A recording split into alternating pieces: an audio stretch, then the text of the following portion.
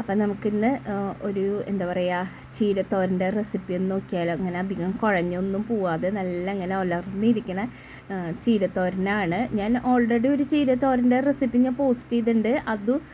അതും ഇതും തമ്മിൽ നല്ല മാറ്റമുണ്ട് കേട്ടോ. അത് നമ്മൾ കുത്തിമുളകൊക്കെ ഇട്ടിട്ട് ഉണ്ടാക്കുന്ന ചീരത്തോരനാണ്. ഇതിങ്ങനെ നമ്മൾ പച്ചമുളക് ഇട്ടിട്ടാട്ടോ. അപ്പോൾ ഹെൽത്തായിട്ട് ചിലവർ ഇങ്ങനെ ചുമന്ന മുളകൊന്നും കഴിക്കില്ല. അപ്പോൾ അങ്ങനെയുള്ളവർക്കും കഴിക്കാൻ പറ്റിയൊരു ചീരത്തോരൻ്റെ റെസിപ്പിയാണ്.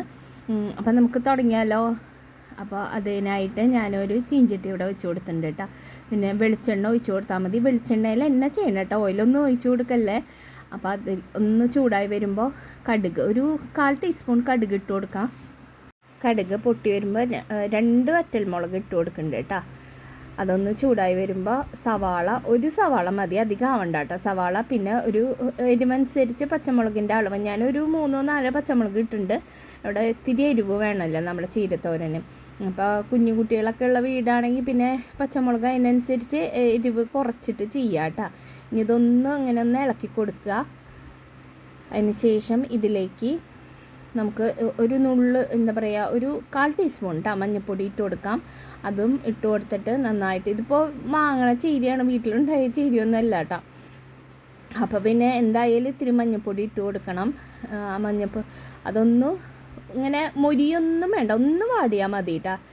സവാള ഒന്ന് വാടിയാൽ മതി. അപ്പോൾ അതിലേക്ക് നമ്മുടെ എന്താ പറയുക ചീരയുടെ തണ്ടുണ്ടല്ലോ, ചീരയുടെ തണ്ട് ഞാനിവിടെ ഉപയോഗിക്കാറുണ്ട്. അപ്പോൾ നിങ്ങളിപ്പോൾ ചീര ഇല മാത്രം എടുക്കണേന്ന് വെച്ച് കഴിഞ്ഞാൽ സവാള ഒന്നും കൂടി ഒന്ന് വഴറ്റിയിട്ട് നമ്മൾ എന്താ പറയുക ചീരയിൽ ഇട്ട് കൊടുക്കുക. അപ്പോൾ ഞാൻ തണ്ട് ഇടുന്ന കാരനാണ് ഒന്ന് വാടിയാൽ മതി എന്ന് പറഞ്ഞേച്ച്. തണ്ട് വാടണേൻ്റെ ഒപ്പം തന്നെ നമ്മുടെ സവാള ഒന്ന് വാടി വരും. ഇതിലേക്ക് 1 ടീസ്പൂൺ ഉപ്പിട്ട് കൊടുക്കുക കേട്ടോ. പിന്നെ വേണമെങ്കിൽ നോക്കിയിട്ട് നമുക്ക് ഉപ്പ് ആഡ് ചെയ്ത് കൊടുക്കാം അവസാനം. എന്നിട്ടൊന്ന് അടച്ച് വെച്ചിട്ട് വേവിച്ചെടുക്കാം. പിന്നെ ഒന്ന് ഇടയ്ക്കൊന്ന് തുറന്ന് ഇളക്കി കൊടുക്കണം കേട്ടോ. ഇങ്ങനെ അടിയിലൊന്നും പിടിക്കില്ല, വെള്ളത്തിൻ്റെ അംശമുള്ള കാരണം ഞാനിത് അധികം ഇങ്ങനെ ഇതാക്കി. വെള്ളം ഒരിത്തിരി ഉണ്ടായിരുന്നു കേട്ടോ, വെള്ളം ഒട്ടുമില്ല. നല്ല ഡ്രൈ ആയിട്ട് ഇരിക്കണമെങ്കിൽ കുറച്ചൊന്ന് വെള്ളം തെളിച്ച് കൊടുത്തോളാം. ഇപ്പോൾ ഇത് തണ്ടിങ്ങനെ നന്നായി വെന്ത് വന്നിട്ടുണ്ട്. ഇനി നമുക്ക് ഇതിൽ ഒരിത്തിരി വെള്ളത്തിൻ്റെ അംശമുണ്ട്, അപ്പോൾ അത് ഫുള്ളൊന്ന് വറ്റിച്ച് കളയണം കേട്ടോ. അതിന് ശേഷം വേണം നമുക്ക് ഇതിലേക്ക് ചീര ആഡ് ചെയ്ത് കൊടുക്കാൻ. പിന്നെ ചീര ആഡ് ചെയ്യുമ്പോഴും ശ്രദ്ധിക്കണം, കഴുകി വെള്ളം ഫുള്ളും വാർന്ന് പോയതിന് ശേഷം മാത്രമാണ് കേട്ടോ ഇട്ട് കൊടുക്കാൻ പാടുള്ളൂ. അല്ലെങ്കിൽ ഇങ്ങനെ കുഴഞ്ഞു പോവും. നമ്മുടെ ചീര കഴുകിയിട്ട് അരിയണേറ്റ് മുമ്പ് കഴുകുകയായിരിക്കും നല്ലത്. അരിഞ്ഞിട്ട് കഴുകാൻ നിന്ന് കഴിഞ്ഞാൽ പിന്നെ അതിൽ എങ്ങനെയായാലും വെള്ളത്തിൻ്റെ അംശം ഉണ്ടാവും കേട്ടോ. അപ്പം നമുക്ക് തണ്ടൊക്കെ വെന്ത് വന്നതിന് ശേഷം നമുക്കിതിലേക്ക് ചീരല ആഡ് ചെയ്ത് കൊടുക്കാം. ഇതേ റെസിപ്പിയിൽ തന്നെ നമുക്ക് പച്ചച്ചീര ആയാലും ചെയ്യാം കേട്ടോ. അതായാലും നല്ല ടേസ്റ്റ് തന്നെയാണ്. അപ്പോൾ ഇങ്ങനെ ഒരു ചീരക്കാരൻ ഇവിടെ ചീര കൊണ്ടുവരും, വീട്ടുകളിലേക്ക് കൊണ്ടുവരുന്നതാണ്. അയാൾ കൃഷിത്തോട്ടത്തിൽ നിന്ന് അയാൾ തന്നെ കൃഷി ചെയ്യണമെന്നാണ് പറയണത്.